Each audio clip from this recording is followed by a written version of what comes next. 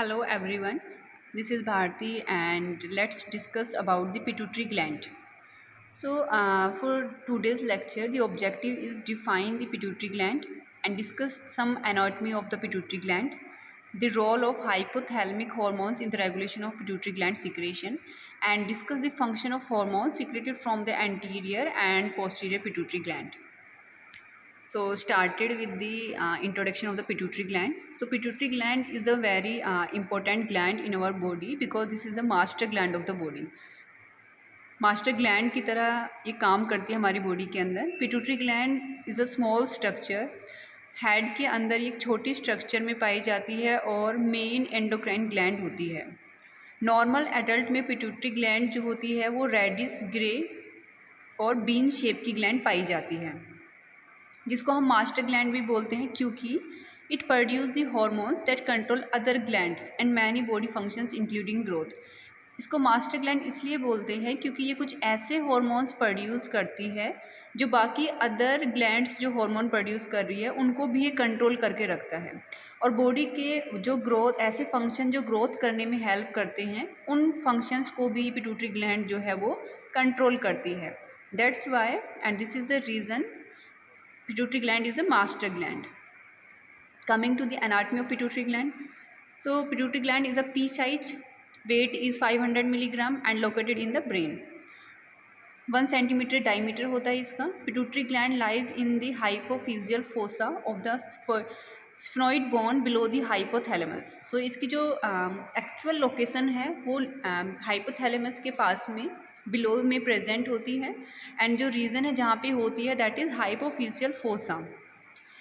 Fold of dura mater cover the pituitary gland and has a opening for the passage of infundibulum stalk connecting with the gland of the hypothalamus.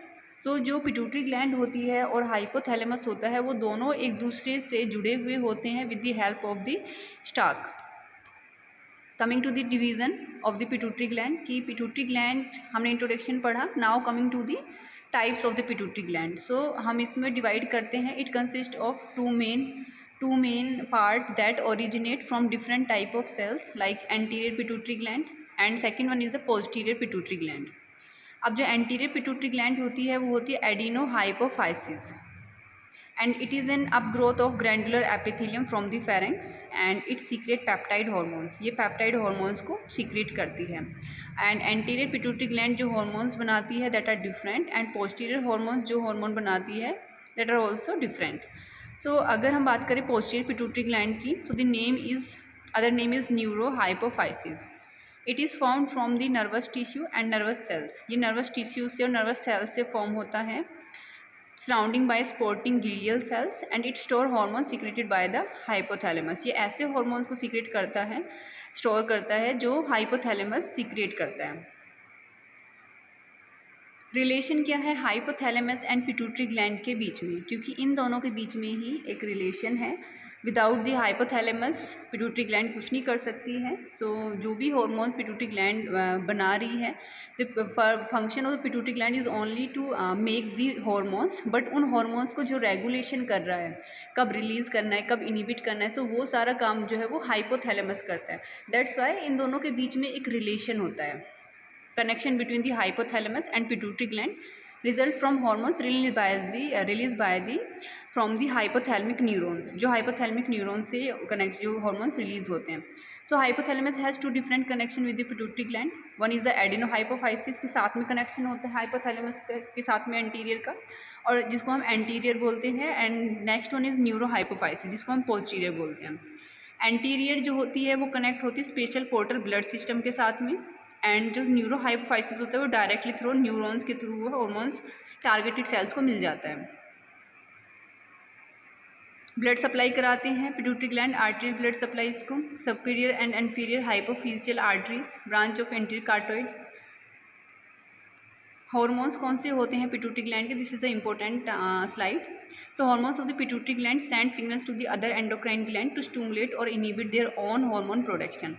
जो भी pituitary gland hormone बनाती है वो signal भेजती है endocrine glands को stimulate और inhibit करने के लिए हार्मोन्स की प्रोडक्शंस के लिए. For example, suppose anterior pituitary lobe will release adrenocorticotropin hormone ACTH to stimulate cortical production in the adrenal gland when you are stressed. So ये कहाँ से इसका सिस्टम स्टार्ट होता है? जो ACTH है वो प्रोड्यूस करती है पिट्यूटरी ग्लैंड की एंटीरियर लोब, बट ACTH का वर्क जो है वो किडनी के टाइम पे किडनी के अंदर एड्रिनल ग्लैंड में रोल प्ले होता है, वहाँ पे इसकी नीड पड़ती है. So at the time of any stress, और जब स्ट्रेस है तो स्ट्रेस से रिमूव आउट होने के लिए इस हार्मोन की नीड पड़ती है. सो वहाँ से एड्रिनल ग्लैंड ने मैसेज भेजा हाइपोथैलेमस को, हाइपोथैलेमस ने मैसेज भेजा पिट्यूटरी ग्लैंड को, तब ये हार्मोन जो है वो रिलीज़ हुआ. इस तरीके से इनका सभी का एक दूसरे के साथ में कनेक्शन होता है और तब ये डिमांड पूरी करते हैं सेल्स की. एंटीरियर पिट्यूटरी जो हार्मोन्स बनाती है that is growth hormone, thyroid stimulating hormone, adrenocorticotropin hormone, prolactin hormone. Gonadotropins के अंदर आते हैं luteinizing hormone and follicle stimulating hormone LH and FSH. So ये सारे हार्मोन जो है वो एंटीरियर पिट्यूटरी ग्लैंड प्रोड्यूस करती है. अभी हम इनके बारे में सीक्वेंस से पढ़ेंगे. So according to the growth hormone, it releases its stimulation by growth hormone releasing hormone जो हाइपोथैलेमस के थ्रू होता है work. Suppress by growth hormone releasing inhibiting hormone secreted by hypothalamus. Releasing and inhibiting दोनों ही hormone जो हैं वो hypothalamus बनाता है. जब ज़्यादा और चाहिए हार्मोन्स की रिक्वायरमेंट और है ग्रोथ हार्मोन की, सो रिलीजिंग हार्मोन प्रोड्यूस होगा. अगर रिक्वायरमेंट जो है कंप्लीट हो चुकी है तो उस टाइम पे इनहिबिटिंग हार्मोन का हम यूज़ करेंगे कि अभी नीड नहीं है, अब इस फंक्शन को यहीं पे स्टॉप कर दिया जाए. Secretion is also stimulated by hypoglycemia, exercise and anxiety. Secretion is greater during night sleep than day.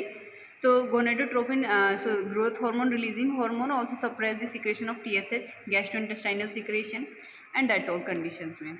Next जो hormone बनाती है anterior pituitary that is TSH, thyroid stimulating hormone. और हाइपोथैलेमस जो बनाता है वो बनाता है थायरोट्रोपिन रिलीजिंग हार्मोन. ये क्या करता है? ग्रोथ एंड एक्टिविटी को कंट्रोल करता है थायराइड ग्लैंड की. तो थायराइड ग्लैंड जो सीक्रेट करते हैं 2 टाइप के हार्मोन, थायरोक्सिन जिसको हम T4 के नाम से भी जानते हैं and triiodothyronine, the other name is T3. The next hormone is adrenocorticotropin hormone, short name is ACTH. Stimulated by the release of corticotropin releasing hormone from hypothalamus जो बना रहे हैं. ACTH level is highest as midday at lowest at midnight.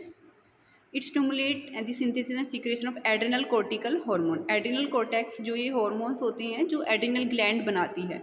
So at the time of adrenal cortex जैसे like mineralocorticoids, glucocorticoids या फिर epinephrine at the time of any stress, उस time पे इस हार्मोन की रिक्वायरमेंट पड़ती है, तब ये हार्मोन जो होता है वो सीक्रेट होता है और जाके टारगेटेड सेल्स पे जाके वर्क करेगा. It is stimulated by the, stimulate किस कंडीशन में हो रहा है? लाइक हाइपोग्लाइसीमिया की कंडीशन है, स्ट्रेस की कंडीशन है, एक्सरसाइज एंड या फिर any other emotional states. Other one is prolactin. So this hormone is secreted during pregnancy for lactation. This hormone is only secreted during the pregnancy condition.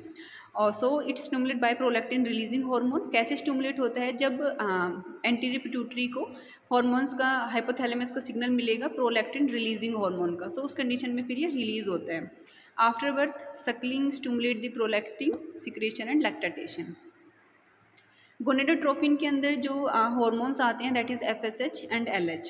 Just before puberty, puberty से पहले ही 2 गोनेडोट्रोपिन्स जो होते हैं hormones वो release होते हैं gradually increase amount of the anterior pituitary gland, जिससे कि इनकी जो रिलीज़ होने से इनका जो नॉर्मल वैल्यू है वो ब्लड के अंदर बढ़ जाता है.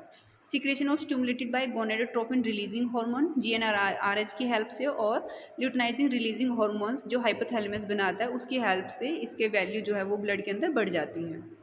Rising level of this hormone during puberty enhance the maturation of reproductive organs. So इसकी वजह से क्या होता है, अगर इनका लेवल बढ़ रहा है सो ये प्यूबर्टी में हेल्प करते हैं और बढ़ाते हैं मैचुरेशंस को रिप्रोडक्टिव ऑर्गन्स की.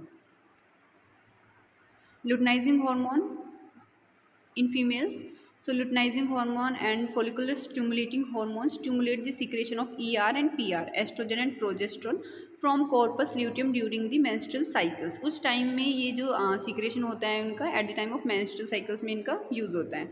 As the level of ER PR raise in blood, secretion of LH and FSH is suppressed. So in male, LH also called interstitial cells stimulated releasing hormones and also stimulate the interstitial cells to secrete testosterone. Now coming to the other part, that one is posterior pituitary gland after completing the anterior pituitary gland. अभी हम posterior के बारे में पढ़ेंगे ये क्या है और ये कौन कौन से hormones जो है वो secrete करती है. So posterior pituitary hormone are synthesized in the nerve cells bodies, transport along the axons and stored in vesicles with the axon terminal in the posterior pituitary gland. So nerves impulses from hypothalamus trigger the exocytosis of vesicles, releasing their hormone into bloodstream. It secrete two hormones. First one is oxytocin and second one is the antidiuretic hormone ADH, and the other name of ADH is vasopressin. Coming to the first one, that is oxytocin. So oxytocin, it is also called as anti stress hormone. So ये hormone anti stress है, जब भी कोई stress होता है उससे relief दिलाने के लिए इस hormone का use होता है, बनता है ये. Oxytocin is produced in both male and female, but its main physiological role seems to take place in the females. दोनों में बनता है लेकिन females में इसकी जो बनने का role है वो ज़्यादा play होता है, because in the females, oxytocin is involved in number of important psychological actions like stimulate the contraction of the uterus at the time of delivery, कि uterus के contraction में help करता है. Second one is stimulate the contraction of the myoepithelial cells that eject milk from the breast. उस time में भी contraction में help करता है. So that's why this is the reason कि females में जो oxytocin hormone होता है वो ज़्यादा helpful होता है. Next one is the ADH and the other name is vasopressin. So the main effect of the antidiuretic hormone is to reduce urine output. इसका जो hormone का main काम होता है वो होता है urine output को कम करना.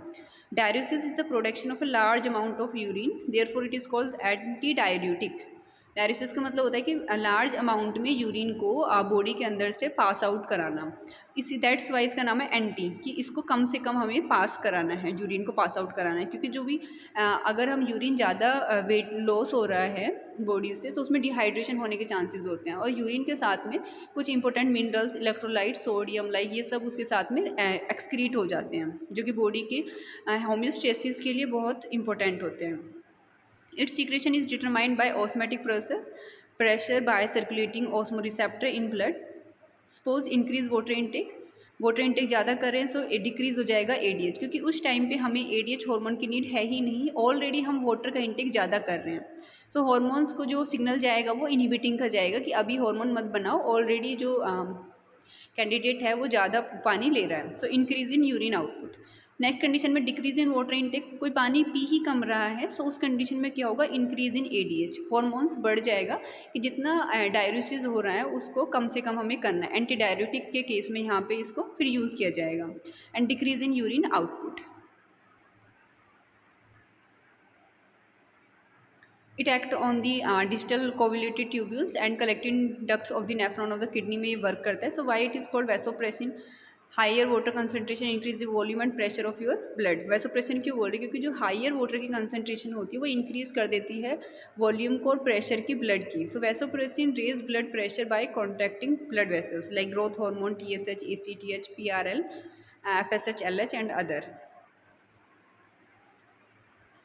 Okay, so this is all about the pituitary gland for our today's lecture.